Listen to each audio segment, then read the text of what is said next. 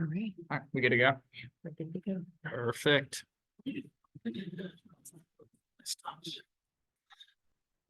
All right, well, thank you for coming to our hybrid webinar. So my name is Austin Nader. I'm one of the doctoral interns here at Texas State University up in the Counseling Center. And so I'll be giving a talk today on parental emotional neglect, its impact, and how to heal as an adult.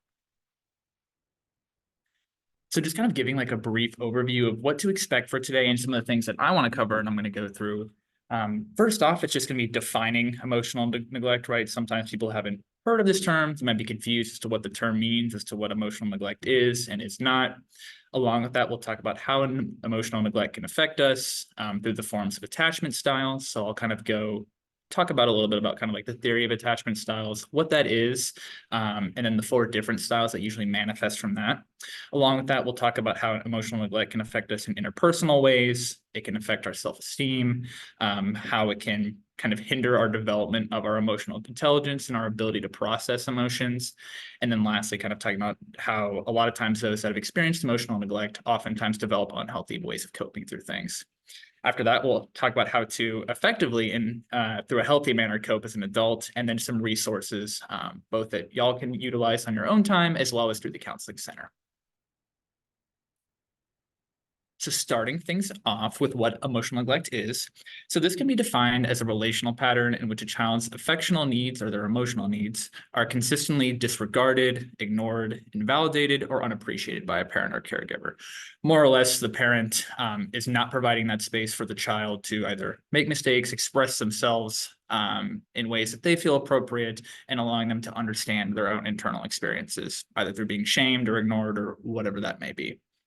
And something that I think is really interesting that maybe not a lot of people think of is that emotional neglect can be a lot more covert than physical, sexual, or verbal abuse, right? Especially things like physical and sexual that may have a more kind of like identifiable and noticeable way of recognizing when that's happening. I mean, especially with physical, if there's any bruising or things along those lines, as well as verbal abuse, right? I think typically people can identify, oh yeah, I've been verbally abused by something. An emotional neglect, on the other hand, is a little harder to identify. And sometimes people don't even necessarily realize they've been in situations of emotional neglect until they're out of it or until they kind of mature as an individual. So some examples of what that may look like is demeaning a child for their feelings, right? An adage that I hear a lot is like, parents, a child is crying and parents are being like, why are you sad? Why are you crying? If you keep crying, I'm going to give you something to cry about, right? Kind of completely demeaning that immediate emotion that they're feeling in that moment. Along with that, that can be things like ignoring a child, just straight up, disregarding the child's needs, whether that be kind of their physical needs or their emotional needs, feeling that affection and that love aspect there. Being unavailable or absent in a child's life, whether that be through kind of their own accord, if a parent is kind of working a lot, or through things like maybe incarceration or military service, right? So where the caregiver is physically out of that child's life can kind of have that damage there. Not offering a child affection, right? So I think pretty obviously, if you're not showing your kid love, right, that's not going to help them develop as an individual. It's not going to help them with their own self-esteem either. Failing to provide emotional support in difficult situations. So when maybe something traumatic or something scary or even just basic day-to-day things occur and the parent isn't there to necessarily support them or provide them with kind of that safe space to process what's happening, kids may not ever really learn how to understand those emotions or to process those emotions. It can be a really upsetting and difficult time period for them. Along with that, just kind of one final example that I don't think necessarily too many people think of, but it's just socially isolating a child from peers or loved ones, kind of restricting that child from reaching out to individuals that matter to them or even forming those deep bonds and connections with them. Really, I like to kind of think of this as like not necessarily letting a kid be a kid and just kind of controlling them in that aspect. Along with this, I think sometimes people might think, oh my gosh, like it's completely intentional. Like this is, the parent is trying to be emotionally neglectful, but actually a lot of times it's unintentional. It's not something, I mean, I think you'd have to be a pretty cruel person to be like, I'm going to intentionally make my kid feel like crap the entire time and not give them that love and affection. And so I think a vast majority of the time, parents may be unaware that they are being emotionally neglectful. So just for kind of some reasons of why that may be occurring, and I think a really big one is parents have experienced childhood emotional neglect or abuse themselves, right? So that might be the only way they know of how to interact with a child, kind of like doing onto their own child what was done onto them.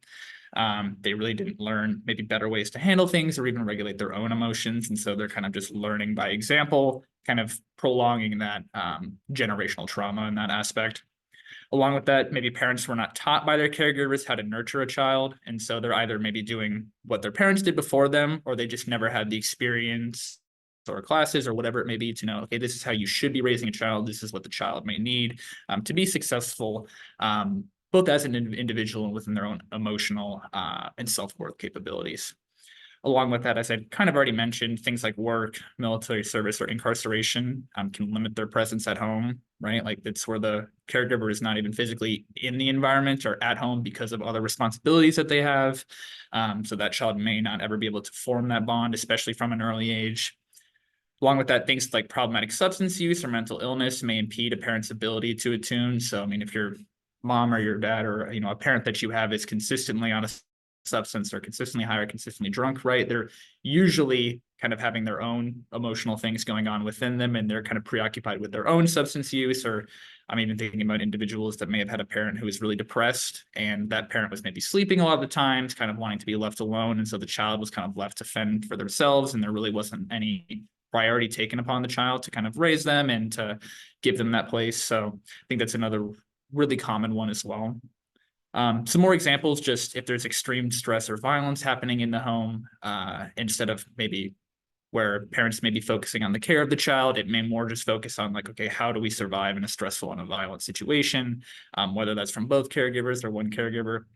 And then lastly, death of a parent or a loved one in the family may just cause overwhelming grief in the family system. So especially if it's like a parental figure that passes away, if there are two kind of caregivers in the home, that other caregiver may now be stuck with the responsibility of learning how to grieve while also raising a child at the same time. And so they're going through their own emotional damage and may not be able to fully be there for that child. I have a quick question. Mhm. Can you check to see if you might this on? Oh yeah, it's unmuted. Okay. We're good.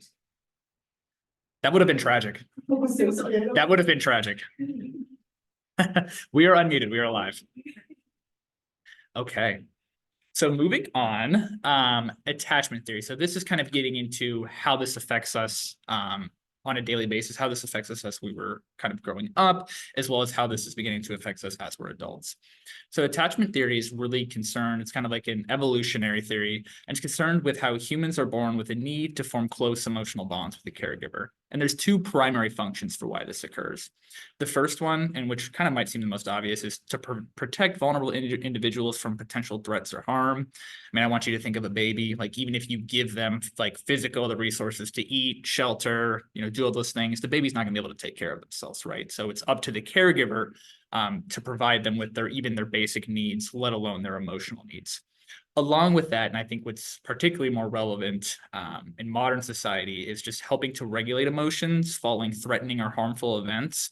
So, I mean, think about it like this, like when children are first born, they're like little sponges. And so whatever is happening in their environment, they're soaking that up and they're kind of creating their own cognitive schema and understanding, okay, this is how the world works. This is how I should interact with other people. This is how I should view myself. And this is how I should be able to handle certain events. If that kind of caregiver, if you don't have that secure attachment to that caregiver, then you might be learning things in unhealthy ways of coping that, oh, other individuals are dangerous, or you have to kind of consistently pester people to get their affection, or that you may not even be worthy of that affection, as I'll talk about in a few slides following. So again, this just helps that attachment helps to create an internal working model for how they react in interpersonal situations, how they view others, how they view themselves, how we as individuals handle our own emotions, and also how we cope. So the first attachment style, and kind of like the ideal attachment style, is called secure attachment. So this traditionally comes when the individual is raised by a parent who was responsive to their child's needs, consistent in their care, and offered safety and security, particularly when they were young. So what this looks like in an individual as they age and as they become adults are people that are emotionally mature, so able to kind of regulate and recognize their emotions. Again, being able to kind of recognize kind of like what they're feeling and being able to express it accurately and process it without maybe pushing it aside or hindering it in any way. Along with that, having healthy levels of confidence, right? So they're not on one end where they're completely narcissistic, but they're not on the other end where they're feeling like, oh, I hate myself, I'm a worthless individual. Along with that, and kind of as I had mentioned, they're comfortable expressing their feelings, hopes, and needs in relationships. So it's not something that they feel guilty or bad, or that they're burdening other people when they talk about their things, whatever they may have going on. They're comfortable with intimacy, both physical and emotional intimacy, being vulnerable in those situations. They're able to maintain their emotional balance and seek healthy ways to manage conflicts. And I think this is a really important one that you'll see a lot of times in individuals that maybe have more insecure attachments, is that this piece is lacking, as you'll kind of see in some of the next slides. And then lastly, being able to be emotionally available to others. So more or less being able to handle other people's emotions, help them process them, and feel comfortable talking to them about that. So the first of the three insecure attachment styles, so basically the opposite of what I kind of just described, is ambivalent or anxious preoccupied attachment. So this attachment style typically forms when a parent was inconsistent in meeting the child's emotional needs. So sometimes, parent may be caring and loving to them, while other times they may be like aloof and kind of distant or cold in a sense. So usually what this looks like, especially as they age, first off, it kind of comes with low self-esteem, and attached to that, like a sensitivity to criticism, whether that's real or like a perceived sense of criticism within those moments. A lot of that just forms from the fact that there's almost this internal model of like, okay, sometimes I'm getting the support or these emotional needs met, and sometimes I'm not getting that met, right? Is there something inherently wrong with me, or do I need to act in a certain way to get this, to receive this specific emotional support? Along with that, needing approvals from others, so kind of constant reassurance that they're doing things right, that they're engaging in ways that maybe they would want other people to engage in, difficulties being alone. And I think along with that, interplaying into it is fears of rejection. So fearing that, oh my gosh, like if I open up about this, I'm going to get rejected, or I may lose individuals that I love.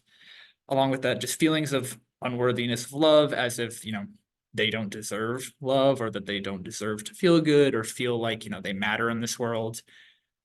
Again, abandonment fears, it's a pretty prominent one and prevalent one that I think all this being intertwined with low self-esteem can certainly have an impact on the individual. And then lastly, just difficulty trusting others. There can usually be this fear of like, well, if I open up, are my emotions going to be taken advantage of? Is this going to be particularly hard for me to process? And will they understand and respect that? The next attachment style that can kind of come out of emotional neglect is avoidant dismissive attachment. So this is where parents have been strict or emotionally distant and absent in their life. So usually what this looks like is individuals that grow up to have avoidance of emotional and physical intimacy, as that was not something that was really taught or prioritized at all as they grew up. And attached to that is just a difficulty expressing feelings, and a lot of times not even know like the feelings that they are experiencing, even if it comes down to strictly just being able to label like, this is what it feels like when I feel sad. This is what it feels like when I feel happy. This is how these are things that make me feel sad or make me feel happy. There's a lot of kind of, I guess, uncertainty in the emotions that they may be feeling. Along with that hard time trusting others. Again, that comes to the avoidance of intimacy, feeling threatened by anyone who attempts to form a close relationship. Again, just coming back to intimacy, and then commitment issues as well. Just general mistrust in a lot of relationships throughout.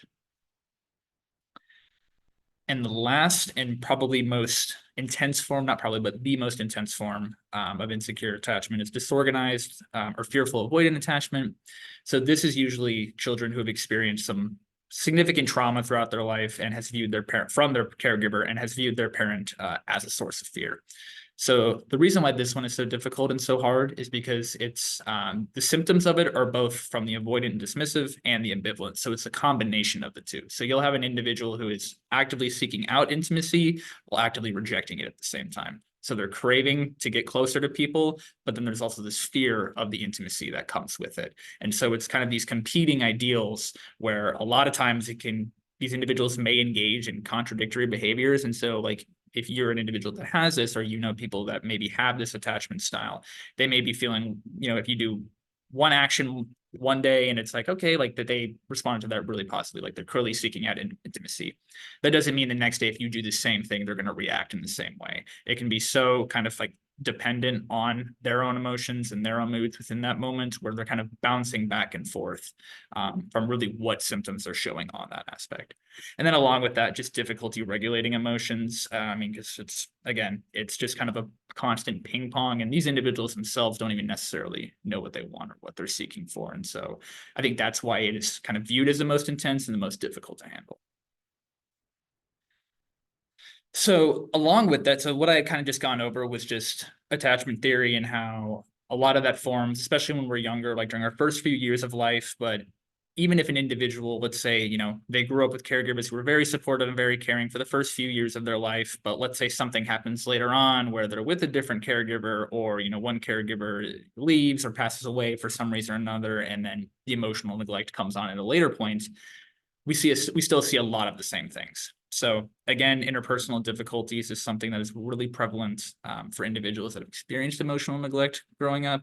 So this can be things like fears of intimacy, both emotional and physical, as I kind of talked about already, being emotionally unavailable. So this just means individuals maybe have a hard time expressing emotions or even accepting of their own emotions, being generally distrustful or suspicious of other individuals in their life, kind of suspicious, like, oh, well, if I open up to these people, are they going to respond back in the way that I want them to?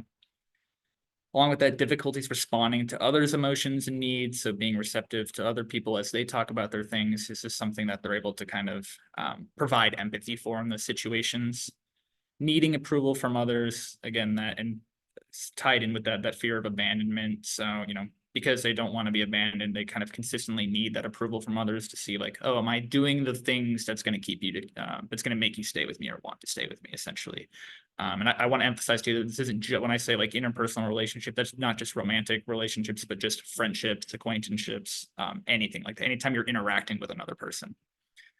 Along with that, being a people pleaser and then kind of trouble asking for help. So the people pleaser thing, I think, is, again, an aspect of the fears of abandonment and needing approval, and then trouble asking for help is a kind of like a related to self-esteem, in a sense of like, I don't know if my problems are kind of big enough, or if I'm even worthy of having these problems and talking to other individuals about it. Or it could be on the other end of like, I mistrust this person and don't want my emotions to be used against me in any way.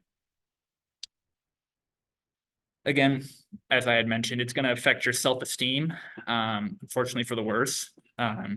So first way that it kind of does that is it lowers your self-worth and lack of confidence, which I don't necessarily think is a surprise if you're not getting that emotional support from parental figures as you grow up.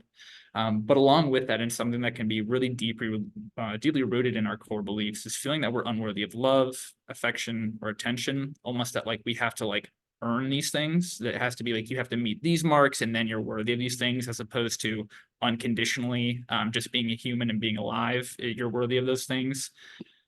Along with that, prone to feelings of shame and guilt, and that comes with the kind of low self-worth and lack of confidence, as well as just feeling unworthy in general.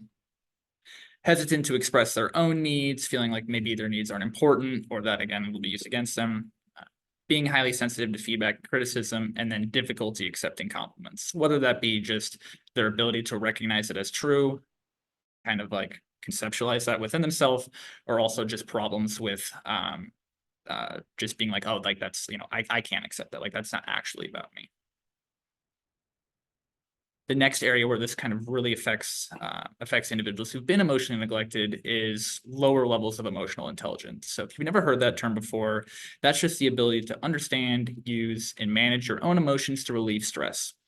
Communicate effectively, empathize with others, overcome challenges, and diffuse conflict. So individuals that have experienced emotional neglect usually have lower emotional intelligence. And what that may look like is an inability to control impulsive feelings. So let's say if you're feeling sad or angry or mad or whatever that is, it's a lot harder for that person to kind of contain it within themselves. And they might be someone who is expressing it kind of more instantly, as opposed to stopping to think before they react to things. Along with that, in a difficulty in identifying, labeling, and understanding their own emotions, right? And again, I think I've mentioned this, but it comes back down to like even understanding basic emotions that they may be having, being able to label that and understand, okay, this is why I'm having this emotion, and this is why I'm reacting in a certain way. And then I think not surprising that if they're unable to identify their own emotions, they're going to have difficulties understanding the emotions and needs of others, which, not a surprise, causes problems in maintaining relationships in the long term. And then lastly, kind of another way that this manifests is through unhealthy coping mechanisms. So those can be things like substance abuse, using that as a way of really as a way of avoidance. I mean, think about it, like if you've ever been intoxicated or been high on something, right? You're usually not thinking about the other problems or the other stressors that you have in your life. It's, I mean, quite frankly, it's a great way to numb what you're experiencing. However, it's not a necessarily healthy way to process and cope with what's going on. Along with that, just basic denial and avoidance, saying like, oh, there isn't actually a problem here, or I don't have these experiences or these emotions. And then avoidance just being like, oh, well, I'm not going to think about this, or I'm just going to push this down so I don't have to think about it. Along with that, self-harm is another really common one, especially because it kind of gives the individual a distraction from what their kind of mental world is like. If they're in a lot of mental turmoil and a lot of mental pain, then this gives them something physical to focus in on where they can either take care of it or even distract themselves briefly from their internal world. Negative self-talk is a really common one, that even if you haven't had emotional neglect, it's just a very common thing that we do as humans in an attempt to kind of make it, check in on ourselves, like, okay, you make sure that you're engaging in these things so that you continue to have relationships, so that you continue to be successful. However, it gets to a point where you're consistently using negative self-talk and it begins to take an effect on like your view as yourself, almost as like you are this incompetent and unlovable individual, as opposed to like, hey, you messed up one time, like let's make sure we don't do that again. It becomes to get internalized and personalized to you. Isolation, another really common one, and that too can come from feeling like mistrust of others or feeling like I don't want to burden people with that. And then overworking, which is just another form of avoidance for you. So maybe like individuals may be overstudying on things, they're overworking at their jobs, or just throwing themselves into something to preoccupy their time. So I know I had kind of gone over a lot of like doom and gloom things as if like this is not something that can be treated and these people are screwed forever. Thankfully, that is not the case. And there is a reason for my profession. So I'm not going through all the schooling for no reason. And so, which is always comforting to me to hear that. And so one of the first ways to kind of like begin to challenge these things is just initially being aware of cognitive distortions. So what I'll do is I'm going to kind of walk through what these cognitive distortions are, what cognitive distortions are in general, and you can kind of check in on yourself and think of like, is this something that I engage in when I'm thinking about something? So cognitive distortions are just irrational thoughts that shape how you see the world, how you feel, and how you act. It's completely normal to have these thoughts. Everybody has these thoughts. However, they can become harmful when they become frequent or extreme. So if this is really the only way that you're thinking, then you got to think the only thing you're going to be thinking about is all the negative things about yourself, as opposed to the millions of other thousands of positive aspects of yourself that likely outweigh that. But our minds like to focus on the negative because that helps us to remind ourselves that, okay, we don't want to engage in this again because it's either made us feel bad, it's hurt other people, or it's isolated us in some way socially. So the first one is magnification and minimization. So this is just the exaggeration or minimizing the importance of events. So this might be you believe your own achievements are unimportant, or that your mistakes are excessively important. So again, not looking at any of your own accomplishments and recognizing that. And kind of a sub form of that is the process of catastrophizing. So this is seeing only the worst possible outcome of a situation, right? As opposed to either seeing like the middle area or even seeing the positive side. Our minds immediately go to that, what's the worst possible thing that's happening in the situation? Next one, overgeneralization. So this is just making broad interpretations from a single or few events. So an example is I felt awkward during my job interview. I'm always so awkward, as compared to, yes, maybe I felt awkward in my job interview. That doesn't mean I'm awkward all the time, right? There are multiple other examples of when I've not been awkward and been able to function. Along with that, magical thinking, the belief that thoughts, actions, or emotions influence unrelated situations. So the example provided is if I hadn't hoped something bad would happen to him, he wouldn't have gotten into an accident, which clearly not realistic, but it's just kind of a way for us to attempt to cope and understand what's going on. Personalization. So this is the belief that you are responsible for events outside of your control. So the example provided is my mom's always upset. She would be fine if I did more to help her, right? Making it seem like you somehow have any kind of role to play in another individual's emotions. Granted, that may be true if you're directly harming them or helping them, right? But for the most part, like other people are going to interact in process and experience their own emotions in their own way, whether you're doing anything or not. Jumping to conclusions, that's just, I think, self-explanatory, but interpreting the meaning of a situation with little or no evidence. And the two kind of subtypes of that are mind reading and fortune telling. So mind reading is just interpreting the thoughts and beliefs of others without adequate evidence. So she wouldn't go on a date with me. She probably thinks I'm ugly, right? We're just making a conclusion about something we have no evidence of. And then fortune telling, the expectation that a situation will turn out badly without adequate evidence. Really, it's just another form of catastrophizing is what that is. The next one, emotional reasoning. So this is just the assumption that emotions reflect the way things really are. So I feel like a bad friend, therefore I must be a bad friend, right? Just because we're having an emotion doesn't mean it's actually what's happening, because really our emotions are just our kind of perception and interpretation of what's happening in the moment. So that doesn't necessarily make it realistic, but the way we react to things emotionally is oftentimes as an effect of kind of how we grew up and how we learned how to process and understand emotions and what those mean.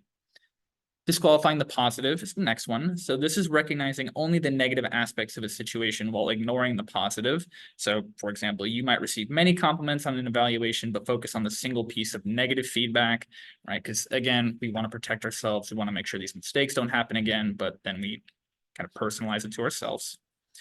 The last two, should statements. So this is the belief that things should be a certain way, like I should always be perfect, when in reality, there's a lot of times no one's saying should.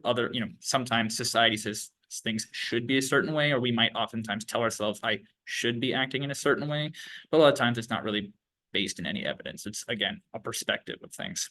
And then lastly, all or nothing thinking. So thinking in absolutes such as always, never, or every. So I never do a good enough job on anything, right?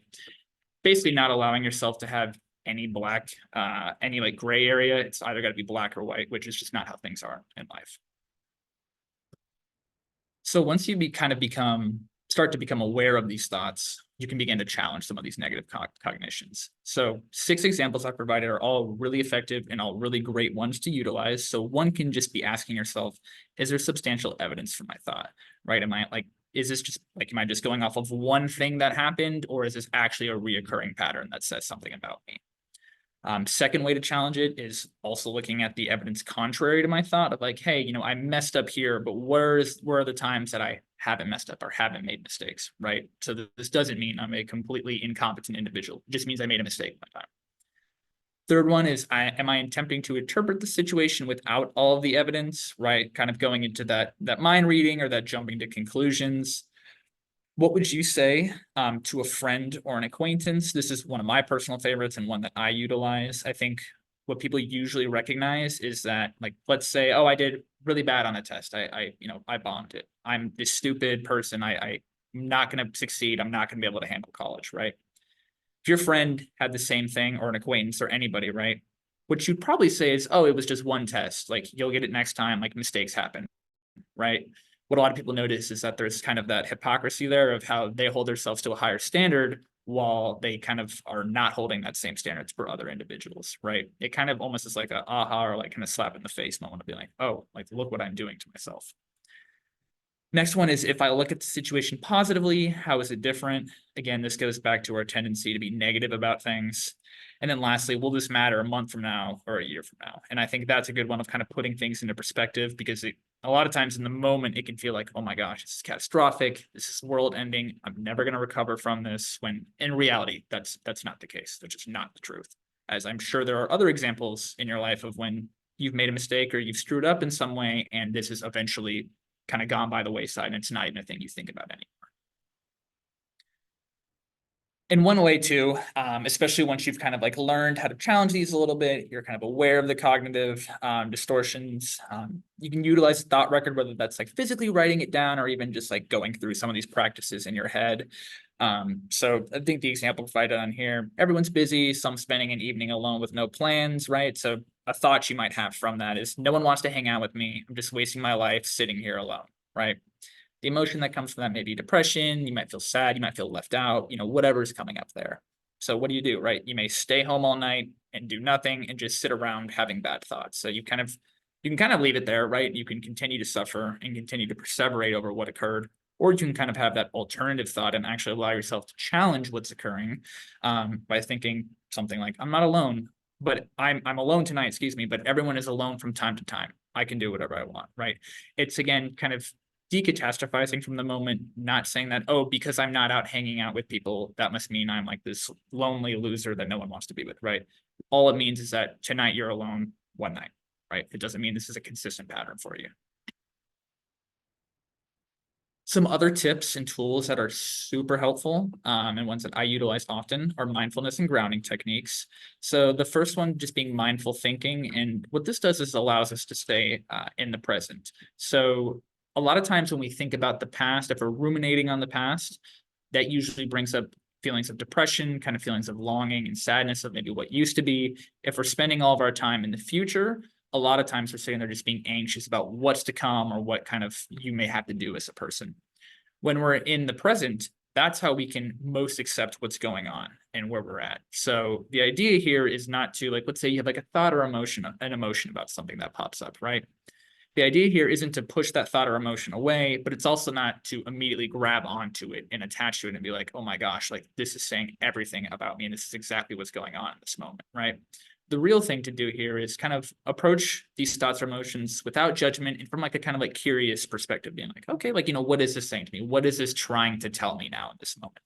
Okay, once I've kind of recognized what it's maybe trying to tell me, let me just kind of redirect my attention back to whatever I'm doing, right? Because what you're doing there is you're not pushing it away, you're not avoiding it, but you're also not like kind of personalizing it to yourself in any ways. Allows you to still process it and understand it while also going back to what you're doing. Mindful meditation, that's another great one as well. And I won't necessarily go through a practice in here of that, but there are, I mean, you can right now type in on YouTube, like guided meditations, and you will find thousands, if not millions of guided meditation videos that can kind of help you through. And a lot of that, as well as the next tool that I'll talk about, works through our nervous system. So we have two nervous systems, or two autonomic nervous systems within our body. So we have the parasympathetic and then the sympathetic. Just briefly, without going into like a full physiology and biology lesson, the sympathetic nervous system is basically what activates during our fight, flight, or freeze response. So this was really useful back in the day when we were running away from predators. However, society has evolved. We're not really doing that. We're sitting in class now and getting the same anxious response, right? What happens is we start to kind of consistently live in that sympathetic world. That nervous system is consistently on, where we're consistently anxious and consistently fired up.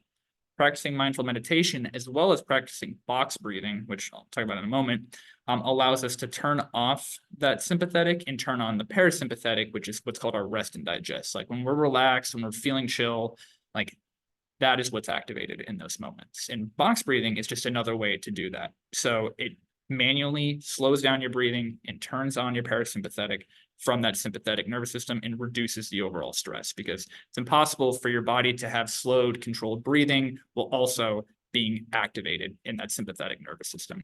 And it's a very simple technique. You can literally do it in class. You can do it anywhere at any point. All you have to do is inhale for 4 seconds, hold that inhale for 4 seconds, exhale for 4 seconds, and you hold that exhale for 4 seconds. Just practice that. It's very simple. It's not hard to understand, and no one needs to know you're doing it, right? Like obviously mindful meditation, right? Maybe you need there might be something that's a little more private and personal to you. But box breathing, I mean, you can do that at any point, anywhere. And then lastly, and this is, I think, especially useful for people that find themselves overthinking, or they're oftentimes maybe reminiscing on memories or kind of catastrophizing with things, is called the 5-4-3-2-1 grounding exercise.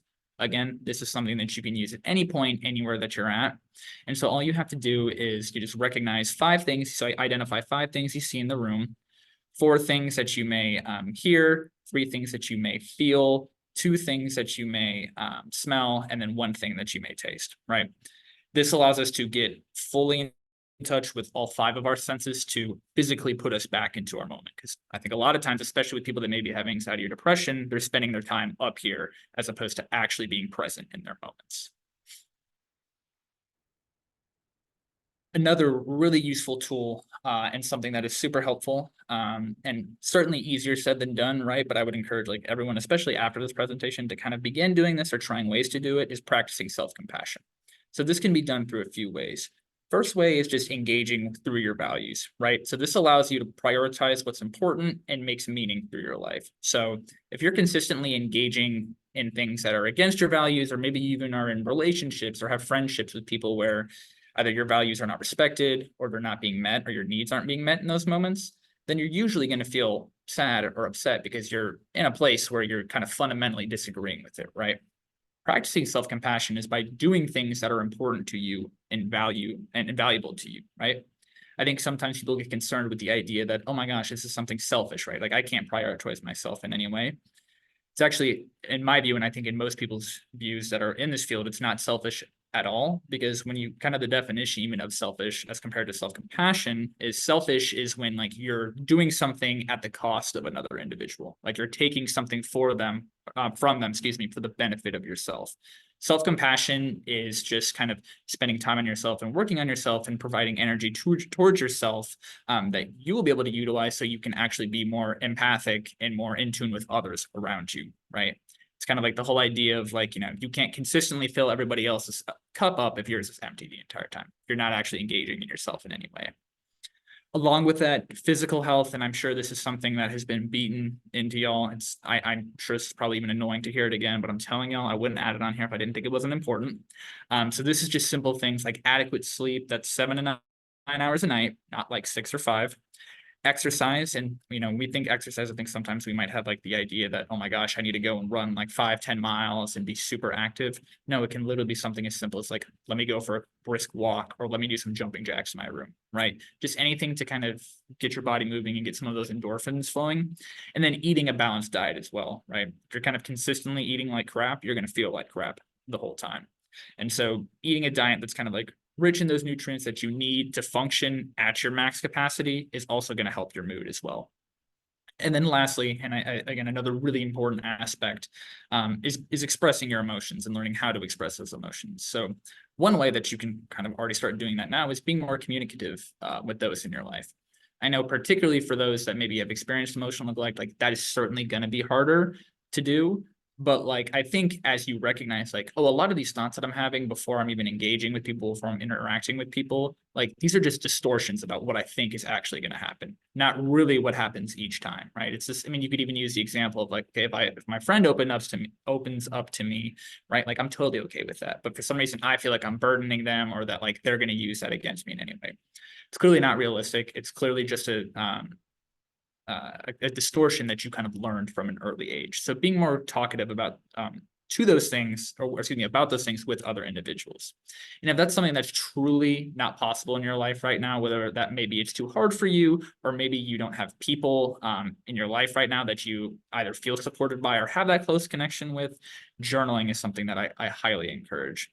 My next slide kind of has like some prompts that y'all can utilize to kind of like get in depth in it and talk about it a little more with yourself. And these are all things like, if nothing on here necessarily sticks out for you, I'm telling you can like just Google any of these things, right? This isn't like something secret that us as like therapists have. Like, in fact, all of these journal prompts I literally Googled prior to making this presentation, right? This isn't something that is like a secret thing to have, right? This is something that's actively available for y'all. So if you're someone that's like, I have difficulty processing emotions and experiencing emotions, or I've had a lot of really difficult things happen to me recently, but I don't feel comfortable sharing them, these are some ways to kind of talk about it and go through it. So just writing about like, which emotions am I feeling right now, right? Like what's coming up, maybe what happened for me that day and why am I feeling these emotions? Another one, and I think a really important one that kind of requires a little bit of self-reflection, is which emotions am I trying to avoid right now? Why am I not trying, or why am I trying to hide from those emotions, right?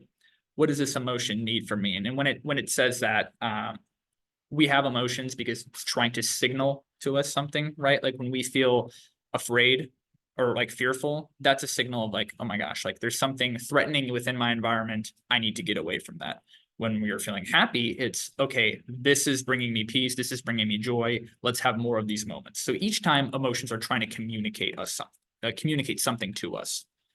And then lastly, what is preventing me from addressing this feeling, right? Like, why is it so hard to talk about or express and go through these feelings? Along with that, prompts for just general self-compassion. What stressful circumstances are you currently facing and how do they make you feel, right? Again, bringing in that emotional component, but then practicing kind of that simple exercise. If you had a friend in that same situation, what advice would you give them, right? Again, kind of calling out that hypocrisy that's likely going to come up there in that moment. And then another one is just, did you recently make a mistake and get upset with yourself? What can you say to yourself now to replace beating yourself up with up with grace, right?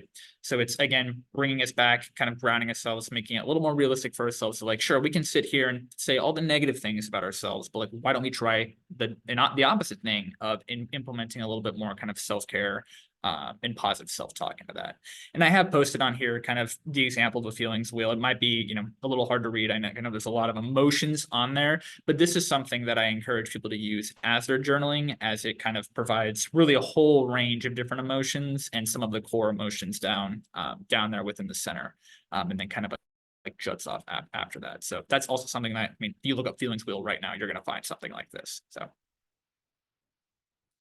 Well, just some resources I wanted to kind of provide everybody. And this will be uploaded onto onto our counseling site. So if there's anything that like y'all missed or y'all want to go back to, this will be uploaded in like the next couple of days. Yeah. So this will be so on here, I have some self-compassion exercises as well. So this is from Dr. Kristen Neff. She has a lot of great exercises on there, kind of goes into more depth about what self-compassion is and how to practice it. We also have through Texas State Counseling Center, Therapy Assistant Online. This is another great resource that has a host of different videos on different topics, things like anxiety, test anxiety, relationship problems, self-esteem, loneliness, depression, just to name a few that can be utilized and watched. And there's several different modules for it. However, you can just kind of pick whatever module you feel like is relevant for you. And then lastly, we have self-help videos as well, that's identified or that's located on our counseling center website. Along with that, obviously the counseling center is something that we have here at Texas State. So just to kind of like give a little bit of an overview of that. So we work from like a more brief or time limited model. So typically what I like to say to clients, our new clients, is that sessions occur once every 2 weeks, and that like kind of the duration of sessions usually lasts from about a semester to 2 semesters. Again, really the way to kind of set that up is going through our website or calling the front office to set up that initial consultation. That'll kind of allow us to assess what's going on, if you meet our scope of practice. And if you don't meet that scope of practice, we'll help find therapists or resources for you out in the community. So it isn't like y'all are just left kind of like high and dry. We will provide exactly the next steps to do so you can get connected with mental health resources.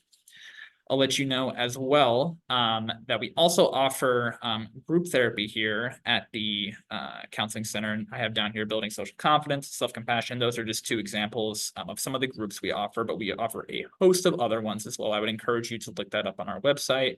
And then if you are an individual that ever has a moment of crisis, feel free to walk into our counseling center during our business hours, which is 8 to 5, Monday through Friday.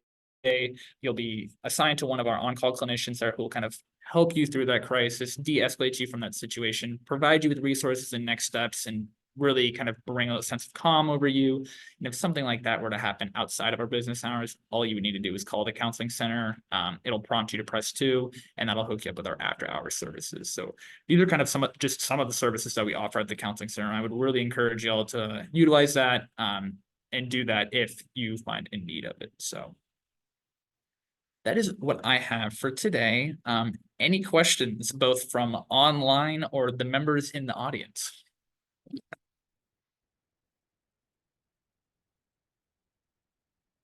All right, well, it looks like that is all I have for today. If y'all would not mind completing this survey for me. So this is just a survey kind of talking about how you think the presentation went, your thoughts on it, recommendations as well. So I appreciate if y'all did that. And I hope you have a good rest of your day.